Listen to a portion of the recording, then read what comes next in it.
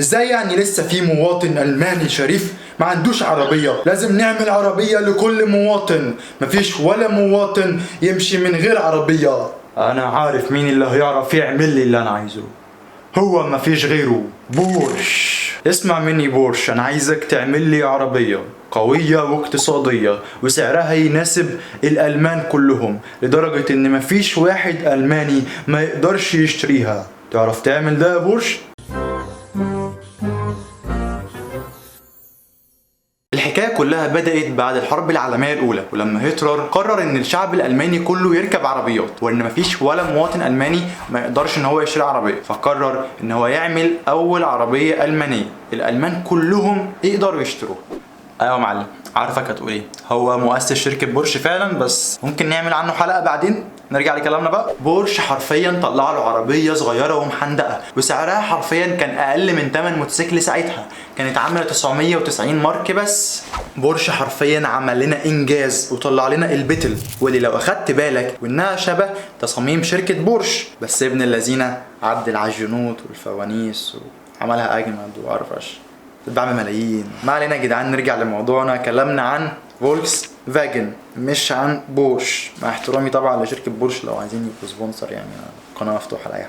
بعد ما بورش طلع لنا العربيه البتل وشكلها الغريب الاقرب للخنفسه، الناس عرفتها بالعربيه الخنفسه، وفعلا والشركه سجلت مبيعات خرافيه. بس مره واحده الشركه وقفت انتاجها للعربيه. هتقولي ليه؟ هقولك لو فاكر بطل حلقتنا واللي اصدر قرار صناعه العربيه دي اصلا هو عمك هتلر. وللعلم لو حضرتك ما تعرفش يعني انه صاحبنا ده كان طرف مهم جدا في الحرب العالميه الثانيه، والمصنع يوقف تصنيع اي حاجه ويبدا يصنع دبابات وهياكل طيارات، وخلال فتره الحرب العالميه الثانيه المصنع يتكسر والشركه تخسر خسائر كتيره جدا، وحرفيا بدات تخش على مراحل افلاسها.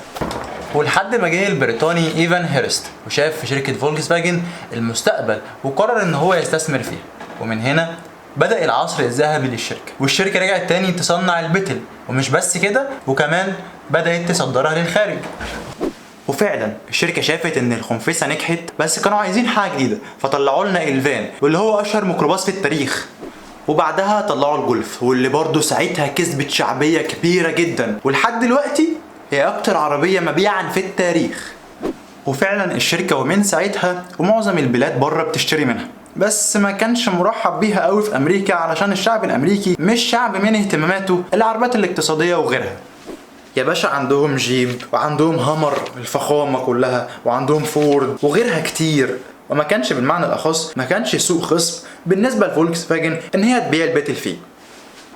بس حرفيا العربيه كانت بتطلع دخان اكنها مصنع الاسمنت اللي في حلوان. ولعلمك الشركه كانت بتغش في اختبارات التلوث، فكانت العربيه بتبان نظيفه وما بتطلعش دخان او عوادم كتيره جدا. ومع انتشار الخبر والتحقيق في الموضوع الشركه اتغرمت 30 مليار دولار، فكان لازمتها ايه طيب؟